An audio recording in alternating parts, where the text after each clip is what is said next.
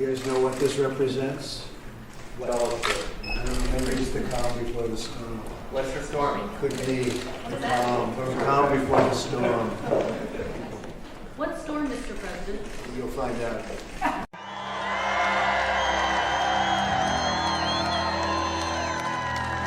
We will liberate America from these villains and tyrants who are looking to destroy our country. No matter what they throw at us, no matter what they do to us, we will not bend, we will not break, we will not yield. We will never give in, we will never give up, we will never ever back down. We will complete the mission, we will cross the finish line. We will demolish tyranny, and we will rescue freedom, liberty, and justice. And we will restore the American Republic to all of its greatness and glory, greater than ever before. My fellow citizens, this incredible journey we are on together has only just begun. We are one movement, one people, one family, and one nation under God.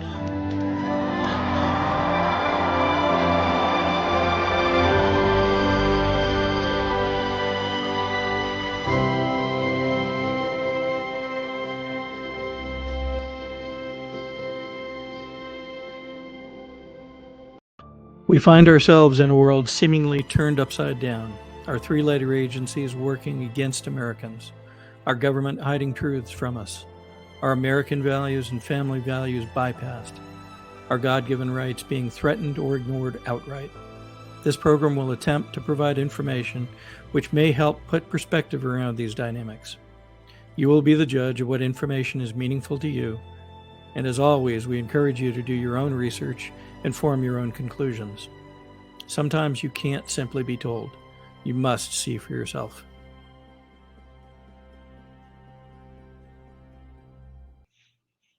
Thank you for joining. This is Insist on Truth. And tonight we're going to be talking about the Maui Fire and what it did to Lahina, Maui, and the destruction left behind, but perhaps more importantly, the reaction since.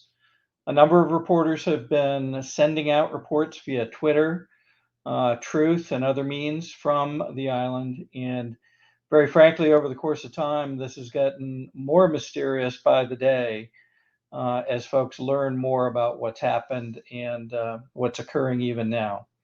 So first, let's take a look at where Lahina is in relationship to the other islands and what's around. So let's add that. So this is a picture of the Hawaiian Islands. In the lower right, you'll see the big island, Hawaii. And just to the upper left of that island, you'll see Maui. And if we zoom in, we get a picture of Maui. It's the island with the green dot, and the western portion of it, known as West Maui, is the upper left-hand quadrant. One of the things that's very notable are the folks that own property in and around Maui Island.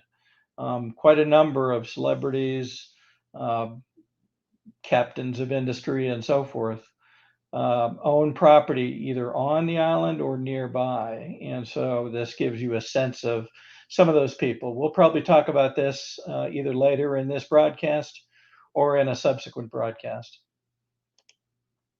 So here again is Western Maui.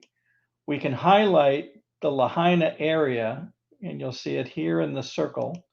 And if we zoom in, we realize pretty quickly that we're not talking about a large area. This is something a number of dozens of blocks long. It's bordered by the mountains to the northeast. And is a relatively small strip of land populated by the people of Lahina. We can zoom in a little bit more to get a sense. And as we did this, we found something fascinating. This is a picture from Google Maps. And as we looked at this, one of the things that became apparent was that Google Maps, even though this fire occurred only 3 weeks ago, already the Google Maps overhead pictures of Lahina are showing the damage after the fire. So that gives us a very interesting capability. We're going to move to looking at a screen share, and we'll take a look at a capability we have that may add more information. Here we've added an online screen share of the Lahina area done through Google Maps.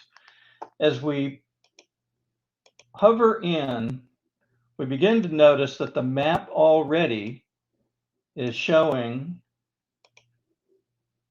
damage across Lahina. And as we zoom in, you can see the extent of that damage. We're going to come back to this in a little bit, but let's show one more capability, and that is we can move to Street View by moving the little person onto one of the areas where the street had been previously scanned by Google. And notably, what we see when we do that is the previous condition of Lahina. So this allows us to see both what currently exists and what existed before, simply by moving from street view to satellite or overhead view. So we'll come back to more of that as we look at the aftermath of the fire. Let's go back and take a look at the actual fire itself for a couple of minutes.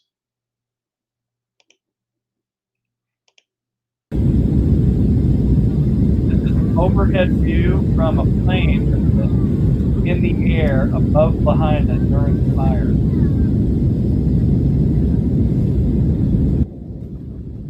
Notice the circular ring in one area of the fire.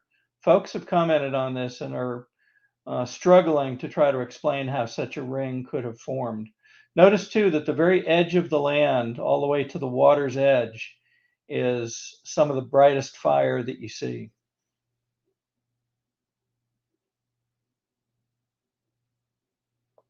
Let's take a look at another view. Yeah, we're done. Careful right here.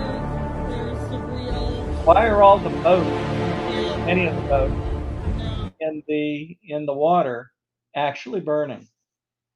And here's again the same view from the aircraft. And then let's take a look at some of the on-the-ground video that was released, showing people actually trying to take shelter from the fire.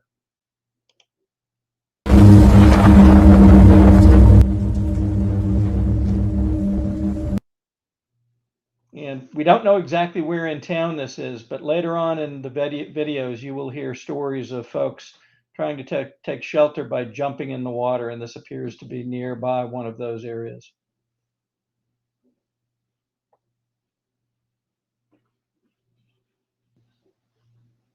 Now we're going to hear from one of the independent reporters that's on the ground. He's actually a resident of Lahina. He goes by the online name Jeff Cygnus, and we will hear as he walks through town a couple days after the disaster. There's a video I took yesterday on Friday, August 11th, 2023, walking towards downtown Lahina, Front Street, the main Front Street. I was too exhausted at the time to speak and do a voiceover live, and I could not live stream. So I'm just going to talk over this a little bit, and you guys can watch a 5-minute video of pretty much just raw footage walking down the street and what it's like right now. I would not recommend that people come down here for a few different reasons. There is definitely still a pretty strong smell in the air. The workers that I've seen who are trying to sift through the rubble and presumably looking for bodies and that type of thing. I mean, they have pretty serious masks on. And aside from that, you know, there have been reports of.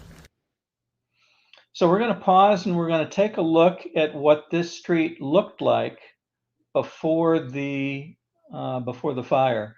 And the way we're doing this again is we're using the street view from Google.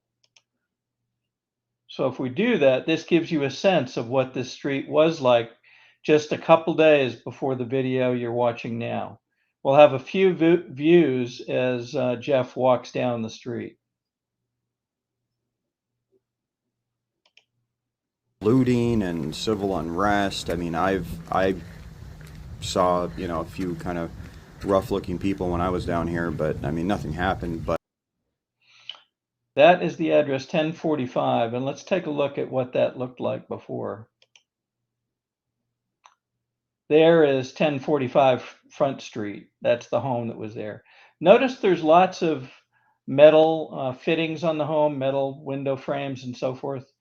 And we'll come back to this notion of metal and what happened in the fire as we continue. this might be a good idea to stay out of here for the time being. And you can see over there, there was multi-million-dollar beachfront houses were lost. I know every house on Maui nowadays is almost every house is going to be over $1 million, but there were houses that were probably 10 million that were lost.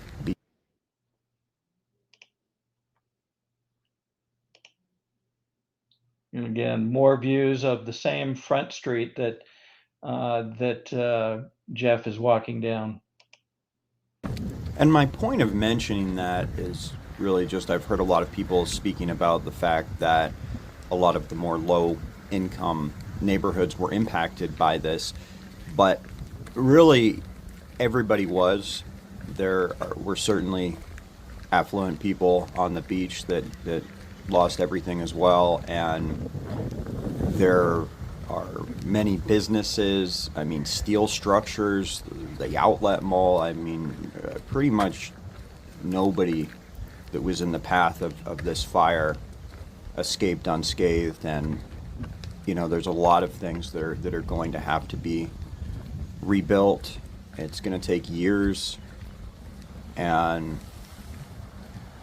looking at, I think, footage of this and footage before this happened, and then footage 10 years from now to see what becomes of this place is going to be interesting. So all of my neighbors and I are interested in what the news actually is, because we don't have access to the internet, not cellular, not cable internet. We don't have TV. We do have the radio, but for whatever reason, the radio out here continues to just mainly play music. I've heard very, very few broadcasts of news, and I don't know if that's just my timing of listening to it, but there's really been very little information. Here's a view of the large building on Front Street that Jeff is now beginning to approach. We are coming up on the main Front Street. That little bit of building that is still standing on the left side there is where the outlet mall was, and this is where Front Street meets the ocean. This is kind of the northern little strip where of the area where the tourists would walk. And this is also, from my understanding and from what the Coast Guard has said, where over 100 people jumped into the water to save themselves from the fire. And unfortunately, not all of them made it. I don't know what the numbers are at this stage, but I would expect that with, just as with any disaster of this magnitude, the numbers are going to continue to go up. But it's obviously going to be a long time before the dust settles, before people really even have a full understanding of what happened. I'm going to pause it here, and these cars were left there after the fire, all of them. There's one car in the frame that is on the right-hand side of the road from Jeff's view. Notice that it's not nearly as burned as the other cars.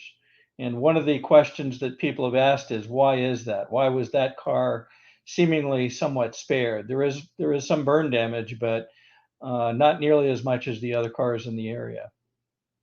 So again, if we take another look at that, basically that same area, this is the same piece of road prior to the fire just a few days before. Anyway, guys, I'm going to do my best to keep bringing you the real story, unfiltered, of what's actually going on the ground here. I know it's been a long time since I've posted much on TikTok, but I really only spend any time here when I have something to show you guys. Thanks for watching, and I'll see you soon. Episode I'm going to do for a while, but it should be a pretty good one. It's things that did not burn. So we're going to have Jeff take us through some things that they noted did not get consumed in the fire. And there's seemingly no good explanation yet for why this would have occurred. We're going to take a look at some of the things that he notes, and then we're going to go back to the map and take a look at some buildings that didn't burn for one reason or another. But note that he calls these things out. And as we look at other videos in the coming few minutes, you'll notice these same items show up in other people's videos. Some note them, some don't. But for those who may be questioning, was this just photoshopped in, you'll be able to tell from other videos that in fact these things are on the ground there. The fire, I went through hours of footage, and it was pretty interesting what I found. Here are the famous umbrellas. These are actually Tommy Bahama umbrellas, and I have pictures of these before the fire, so you can see what they actually used to look like. Not very different now. And then the sole surviving car on Front Street in front of the outlet mall. And I actually found another sole survivor car the other direction that's a little bit further south on Front Street, which I didn't notice at the time, but here it is right here. You can see it on the left in this frame here. Anyway, I'm going to just roll some of this footage. Most of this is unreleased. It doesn't really work that well with TikTok because this is all shot in 16:9, but I've got hundreds of gigabytes, many hours of footage, both on the ground and in the air. So all of that footage, again, has been uploaded to a friend in an undisclosed location. They then copied all of that data onto a 256 AES encrypted hard drive and then physically took it to somebody else. So if somebody's able to intercept that or get it, then we've lost. I mean, there's nothing more I could have done. In the middle of editing this footage last night, there was an incident where some people came to my house. They were banging on my door and they were yelling, "Jeff Cygnus, Jeff Cygnus." We made the decision just to kind of lay low and see if the situation escalated. I was ready to defend myself. It seemed like it was at least two people, I think potentially more. We heard them talking to each other, and eventually they just went away, but I could hear the tone in their voice. I mean, these people certainly were not my friend, and I just want to speak candidly with you guys for a few minutes here, if I can. This whole last 2 weeks has been the longest 2 weeks of my life, no question. And I mean, I've done some stressful things in my life for sure, but nothing quite to this magnitude. And at the moment, I really need to think about the safety of my family, and I need to think about my personal safety. Now, I'm not done telling this story, but if anything happens to me, I won't be able to tell the rest of it. I am very confident, though, that the person who is in possession of the footage will be able to pick up where I left off if that's what it takes. And they have the credentials to all of my social media. And so I want to kind of tell you guys what to expect from me moving forward. First of all, I am going to continue with the daily story here on TikTok. So for the people checking up on my safety, please do that. Please continue to look for that. I will continue to post it. I'm also going to upload some high resolution content and current episodes to YouTube and Rumble. And there were a couple of episodes that I edited together that I felt were not TikTok friendly because the terms of service are a little bit different than X. So there's a couple things I'll put on X that will be different. So I'm going to try to do all that stuff sometime. So as Jeff speaks, you can begin to hear a tone in his voice, and you may hear this from others as we go through their videos, a sense of unease about the way things are being treated, perhaps the lack of officials being forthcoming about answers to questions. And for one reason or another, he feels, you can hear it in his voice, he's beginning to feel somewhat perhaps threatened. So let's move on to the next couple of videos. As the work on the ground progressed, several things happened. People began asking questions of the police, the mayor, and others, trying to find out what the status really was. And the authorities began more tightly limiting access to the town, even for residents that had lived there. So here, Jeff discusses a little bit more about the security procedures that began being put in place, apparently to keep people from being able to even see or access the areas of damage. Huge emphasis on ensuring that the media and anyone else can't see what's going on here in Lahina, West Maui. There are miles and miles of this black fence going up that was not here before, that is obscuring ground zero and making sure no one can see what's going on inside of there from the road. No one can get in there. No one can take any pictures. And then I've also seen these weird foreign police cars showing up, these special police, I'm not sure what to call them. This is a Nissan, but there's quite a large presence of these standing guard around the perimeter. We've also lost our ability to fly drones really anywhere near this area. Now, this 20-second clip here that I tried to get out of my car and show what was going on, I was almost immediately, after these 20 seconds, National Guard came, chased me off, yelled at me, told me to get back in my car and keep moving. So you cannot pull over, you can't even stop your car anywhere near any of this anymore. Now I'm going to show you a fairly long clip that shows just how extensive the fencing is on the western side of the main highway here.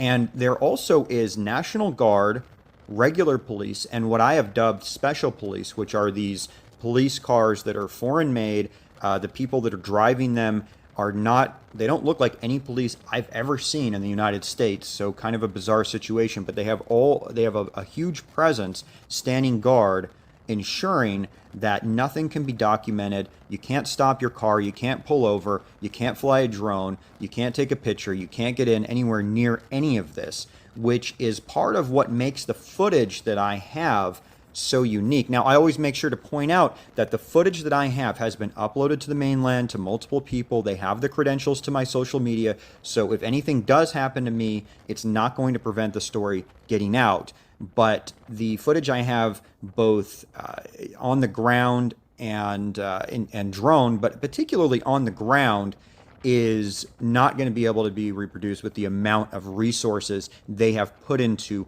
locking this area down. Now, I am working on another video now that's going to show side by side this same drive a week ago, so you guys can compare what it's like now, and you can see just the amount of fencing, rocks, police, barricades, all of the effort they are putting into this. They are putting a lot of energy into it, which is kind of interesting. I'd be interested in hearing your thoughts on it. Now, So here's another resident, Eric West, and we'll see how the police interact with him as he attempts to take a look at what's been going on around.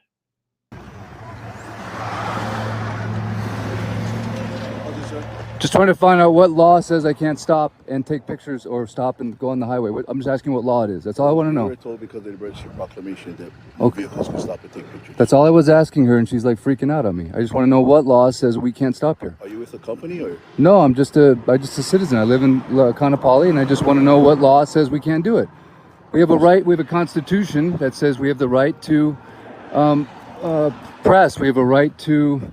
We have a right to be on this. This is a public road. I'm just trying to find out what law we are following here. That's all I'm just asking that question. What law says we can't? What law do we tell people they can't stop here? Let me call my lieutenant. Just all I'm asking. What law? I'm not trying to create any problems. I'm just asking a real simple question. I don't want to get arrested. I'm not breaking the law, I don't think. Don't you have to tell me what law I'm breaking? Yeah, where's your front license plate? I don't know. Can I see your registration and insurance, please? Okay. Colton? Can you hold this? By law, you should have a car license plate. It might have fallen off. Okay, it's your registration insurance. By the way, we're on our way to a funeral All right. for a victim of the fire.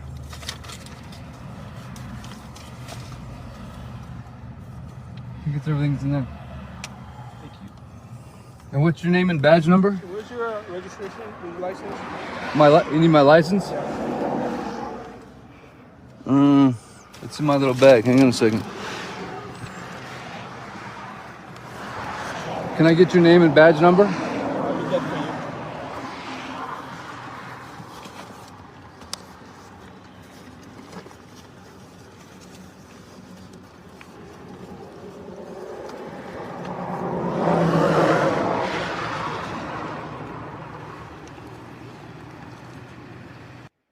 So notice that the officer, if he is an officer, has yet to answer any questions about what, if anything, they're doing wrong, what law may be, what may be broken, and he hasn't identified himself to the gentleman in the car, Eric West.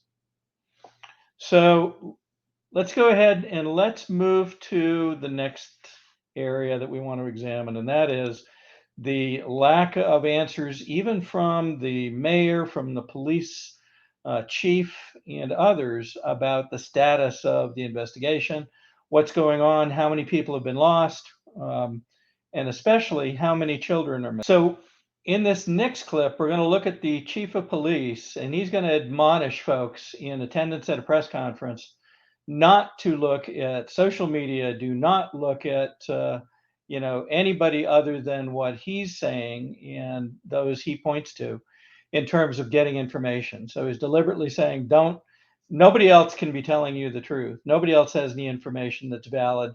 Just look at us. And so let's take a look at what he has to say. Reporting through social media is idiotic.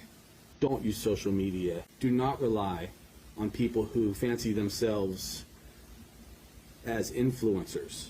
The word influencer, right off the bat, suggests that they want to influence you. Get off your phone. Get off your tablet. About ways for the state to acquire that land. Right now, Pete, I can tell you that, to my knowledge, we here at Fox are the only national media in West Maui. West Maui is isolated physically and in terms of information from the rest of the world. Cell service is rough, and the only reason we got here is that, as you know, my family's been here for something like 40 years, and we have property here to get through the security checkpoints. In fact, Pete, the mayor of Maui yesterday tried to kick us out of West Maui, saying it's a media-free zone. It's not. There is a First Amendment. There's a United States Constitution, and this is America. So after everything that happened, this is what they care about. This is what they hold press conferences about. Don't listen to influencers. Don't use social media. Put away your phone. This is a media-free zone. There's no First Amendment. We are the elite people. Listen to us. We will give you the information you need, and everyone else, shut the fuck up. Is this normal? Does this seem normal to you guys in a free country? Why are they so concerned about this? Why do you guys think they are so concerned about this? Please tell me in the comments. And for the people who aren't even here, who are telling me that the locals don't want me here, this is genuinely where I live. Admittedly, I haven't lived here for generations, but the people who have lived here for generations are people I've spoken to. You really think that the majority of these people don't want to get to the bottom of what happened here, what actually happened here? I mean, the government is saying that they don't want anybody to document what's going on, that they don't want anybody to get information from anybody but them, that they want to acquire this land for the state. This is not. Okay, so clearly things are getting a bit out of hand. And before anybody makes a comment, I will tell you that we don't consider ourselves working to influence anybody here. We want to make sure that you have information. We highly recommend that you do your own research on all of this. But there are serious questions going on. And as of yesterday, even some of the key reporters who have been on the ground are asking folks to continue to spread the word on Maui, because they appear to be trying to stop that information from spreading from the authorities in Maui. As we continue, I will make a comment that the overlays, the comments added into some of these videos are from the original authors. not necessarily something we added to the video. The next one, we're going to look at a gentleman, Nick Sorter, who was attending a press conference and was asking the governor and other authorities present, what is the status of the children that appear to be missing in all of this? And at a certain point, they literally tried to keep him from speaking further by putting him in a headlock. This is apparently someone that represents the local police or sheriff's department, puts a reporter in a headlock. So if you'll watch this. Mr. Mayor. So we're not going to ask that question. How many of these 10 cadavers are the Maui department, okay? The press show is over. Yeah? Right, so he's not going to answer my done. question. Thank you. Yeah, take pictures of me. There's no need for hacking. You're with Maui Police, right? Yeah, he's done with the press I conference. appreciate your patience, sir. Yeah. Get out of my way. Who are you? With the Maui Police Department. Okay, and what's my crime? You're literally pushing me. The press conference is I over. don't f***ing care if the press conference is over. Get out of the way. I'm sorry. All right, so sir, 110 cadavers, but we can't identify. We can't identify how many of them are children. This is get out of my fucking dude. Get off my throat. Relax, sir. Relax. No, I'm not gonna get. Relax. No, I'm not gonna. Okay. I'm not gonna relax, dude. No, I'm not doing anything illegal. I'm trying to ask a fucking question, and we can't get the answer for it.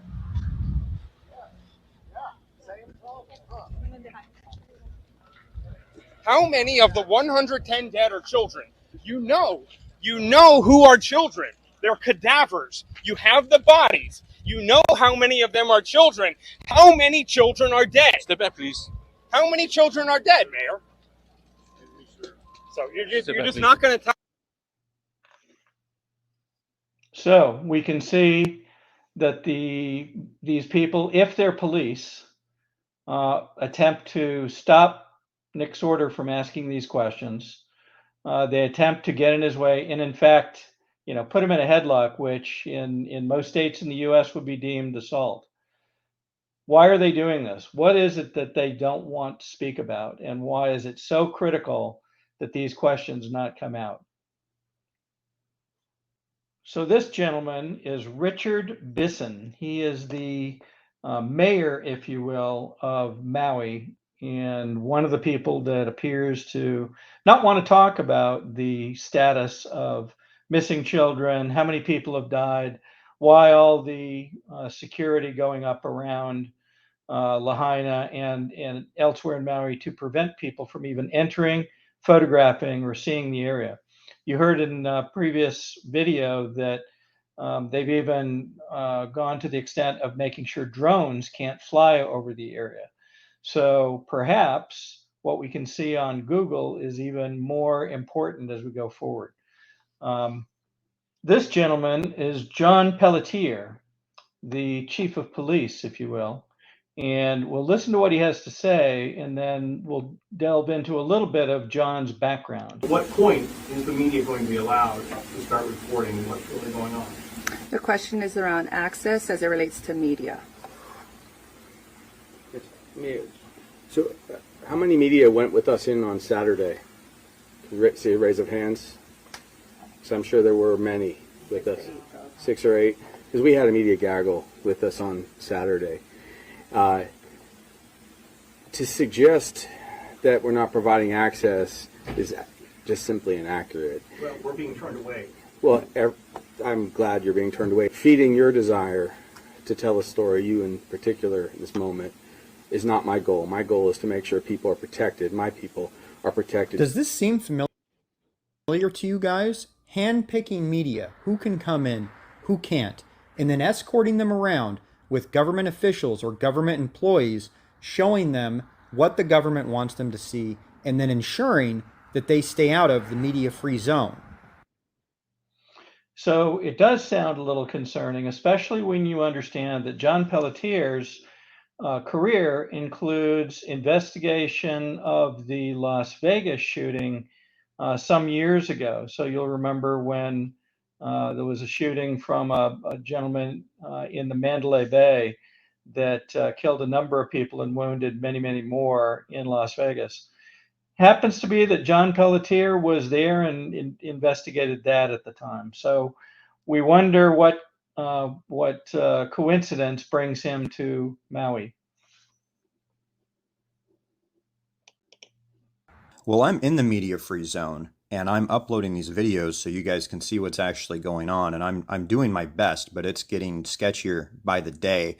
And I find all the things that are being said to be kind of creepy. And I find the press conference itself kind of creepy. I mean, if this guy is supposed to be the supreme leader, like, why is it that there's some woman that needs to explain what the question is to him? I mean, can't he figure out what the question is on his own without her restating it and softening it up and having this kind of like buffer between the media and the governor? I mean, why can't he just understand the question and answer it? Everything about this seems not genuine. It seems fake. It seems like they have no interest in really providing any good details. Every interaction I had with government employees, they didn't even want to talk to me, and they would just say they don't have that information. They don't have that information. But it's like, okay, well, what is your job? Like, why are you here? You know, if you work for whoever it is, the mayor, the governor, the police department, and you're giving people these orders, and you're the one interacting with the public, and you don't know anything at all. I mean, who does? Who knows something? And why aren't they talking to us? This is just insanity. I've never experienced anything like this. And it seems like tyranny. And I hope that you guys will help me get the word out, because the algorithms are not interested in this story anymore. And without you guys, the story is dead. You know, the algorithms are interested in something for a couple of days, and then it goes on to the rain in California or whatever the next thing is. And it's never a long enough time that the millions of people who initially watch can really get the full story and understand what happened. So without you guys, this story is dead. I mean, you can look at what comes up in your feed. Is anything about this coming up in your feed anymore? The only reason that as many people who are watching this are watching it is because of the people that are sharing, is because of the people that are helping get the word out and boosting, you know, that's it. It's you guys. So, and that's only going to get worse with time. The algorithms get less and less and less interested in this.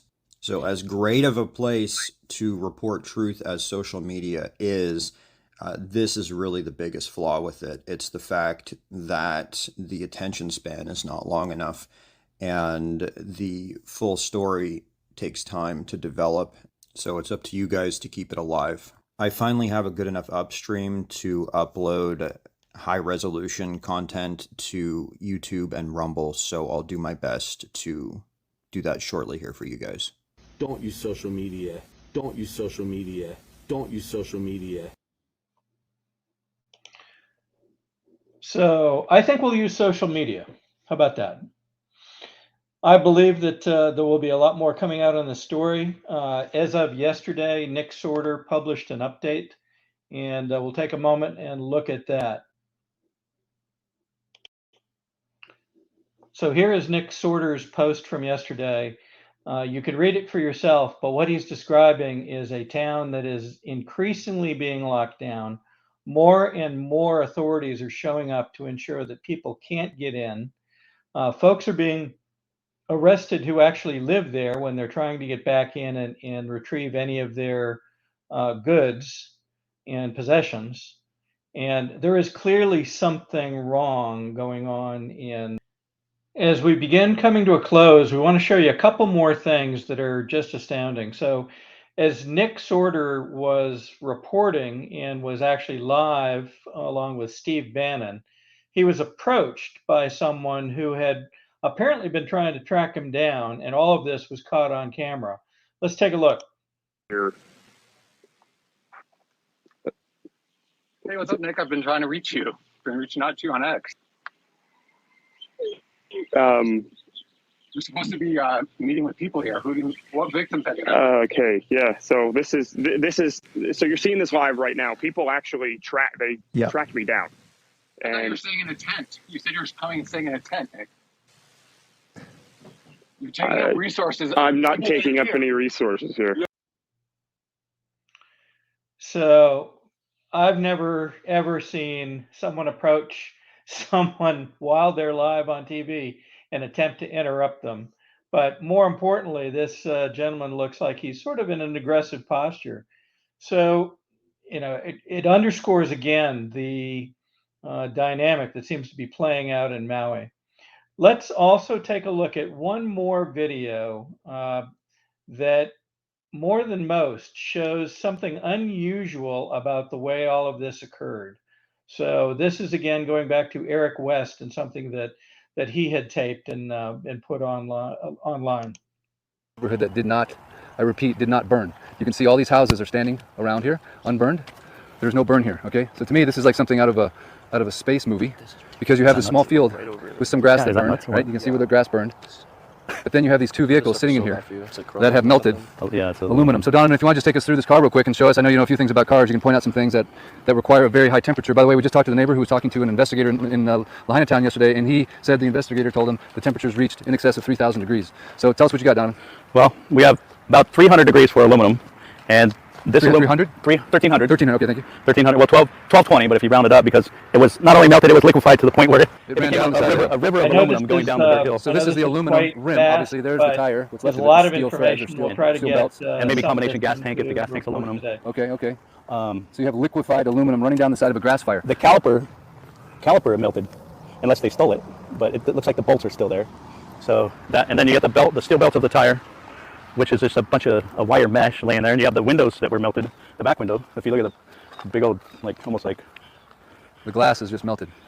Yeah, it was dripping. This is almost what you would see if you put a car in an incinerator.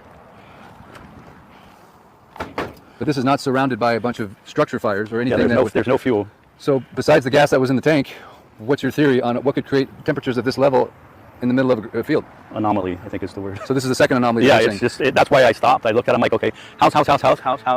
Nothing's burned, and then you have melted steel and glass, and then the only thing that is left is the steel, the thick steel frame, and then the steel sheet metal. So I don't know if you guys have figured this out yet, but the media has not been given access to Lahina town.